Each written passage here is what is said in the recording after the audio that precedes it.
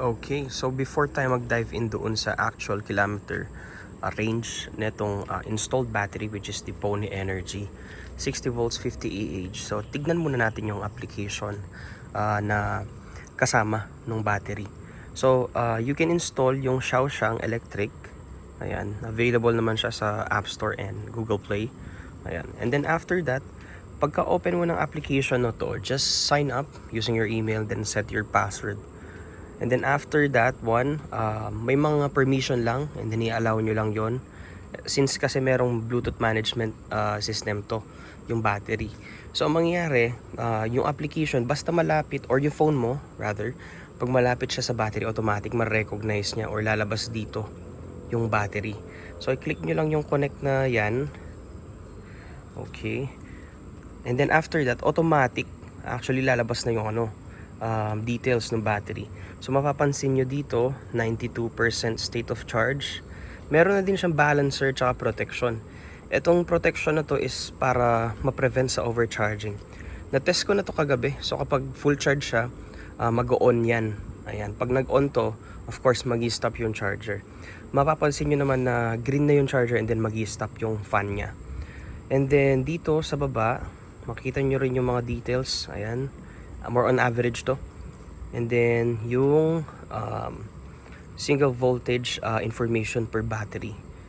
Punta naman tayo doon sa part ng charging nito.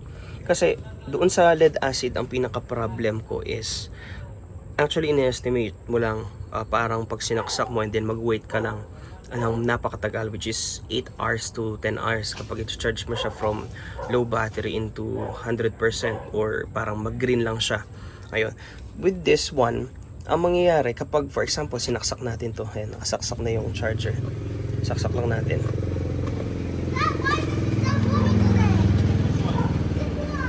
Ayan, so nag-red na yung sa charger and then gumana na yung fan.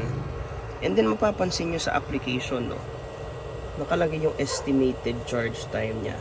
So, ang mangyayari, kapag gusto mo i-check yung current charge netong e-bike, lalapit ka na lang doon sa e-bike and then i-open mo yung application since connected siya sa Bluetooth eh. So, within the range, pag na-recognize nyo yung battery, ayan, automatic papakita nyo na lahat. So, currently, estimated charge time, 24 minutes. And then, real time naman yan. So, na-test ko na lahat. And then, after 20 minutes, 100% na to. So, similar kapag nagana yung e-bike. And then, nasa e-bike ka, of course. And then, papakita rin ng application habang gumagana yung estimated remaining time na pwede mong gamitin yung battery kapag consistent yung speed mo. For example, 35 kilometers per hour yung consistent speed mo, lalabas dito yung estimated remaining time na run time mo. Ayan. And then, sa history, mapapansin mo kapag nag-charge ka, ayan, lalabas din yung mga voltage, current, ayan, tapos ampere hours current, and then yung temperature versus current. Ayan. So lahat mamamonitor mo and then ma-check mo kung may mali ba sa graph. Ayan. So may abnormal readings ba. So tinest ko din to kahapon na parang first initial testing namin when it comes to long drive. Everything went fine naman. Ayan. So punta naman pa, hindi ko na mention to, no. Yung sa protection nito. So kapag for example 100% na to, magta-turn on itong protection. Ayan. So meaning hindi siya pwede mag-overcharge, which is good. So even yung lead acid dati hindi naman siya nag-overcharge, pero ito mamomonitor mo kasi sa application eh. So again, lalapit ka na lang sa e-bike or sa EMC Golf and then open mo yung application and then makikita mo na lahat dito. So yung charger niya is green na. So full battery na to. I-post ko na lang dito sa screen yung sa screenshot nung application or current state of charge niya. Itong sa e-bike, ayan, so makikita nyo 0 kilometers. So next time yan or the next part of the video, makikita nyo kung ano yung current kilometer runtime ko.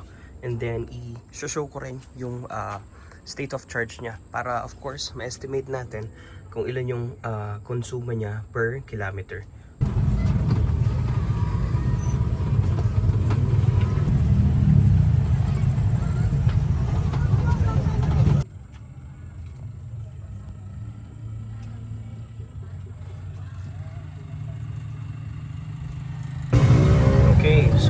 kilometers na tayo. Palabas na tayo ng night market. Ayan. Okay.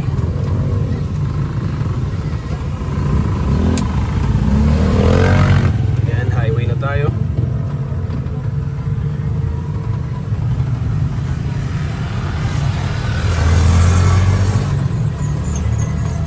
Ayan, so maganda naman yung speed natin, no? Or kilometers per hour. Dahil nakikipagsabayan lang tayo sa mga tricycle, ganon, even sa mga kotse.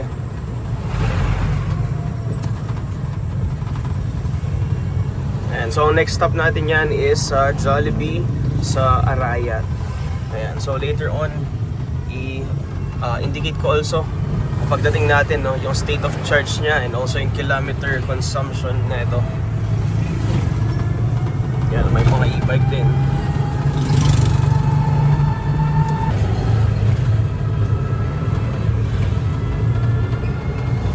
Okay, nasa Jollibee na tayo ngayon and naka 10 kilometers na tayo.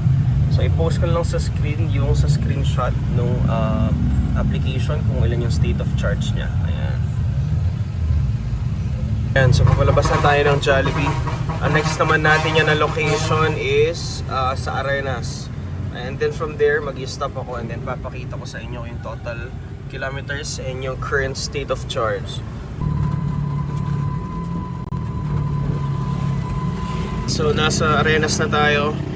Ang current natin na range na na-consume or narating is 19 kilometers. Ayan, so consistent, siguro ilang minuto yun, na 35 kilometers per hour. So yun naman yung goal natin para of course ma-determine natin yung real world usage or speed versus yung capacity and range na maibibigay ng Pone Energy 60 volts 50 Ah na battery. Ayan, so ipopost ko lang sa screen yung screenshot galing doon sa app para of course ma-determine natin yung state of charge. Okay, so next stop again, Santa Ana. Babalik lang tayo doon. So basically paikot kasi to. Ayan, so 35 kilometers per hour. Consistent naman na tayo lagi since wala na doon sa traffic. Pero again, at least we know or we can determine the real world usage.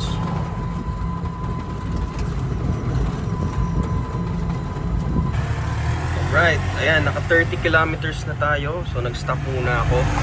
So ipopost ko sa video na to or sa part ng video on your screen yung current state of charge. So 30 kilometers na. So consistent again, 35 kilometers per hour. Tataasan pa natin yung kilometers range natin. Okay, so tumigil muna ako, nag-hazard dito sa kalsada. So naka 37 kilometers na tayo kasi nakita ko doon sa state of charge 50% pa yung natitira eh. So I just want to give you an idea on consuming 50% of the battery, no? So ang range is 37 kilometers per hour. Again, naka 35 kilometers per hour tayo na consistent speed. Siguro 80% of the time naka 35 kilometers per hour tayo na speed. Ayan. Di na ako nag-continue doon sa pag-consume ng 95% of the battery. Kasi ang goal ko naman talaga is to have an estimation with this one. Medyo malaki yung battery niya and range na achieve. So to give you an idea, using 95% of the battery ng Pone Energy 60 volts 50 Ah, it will give you a range of 70 kilometers na total range.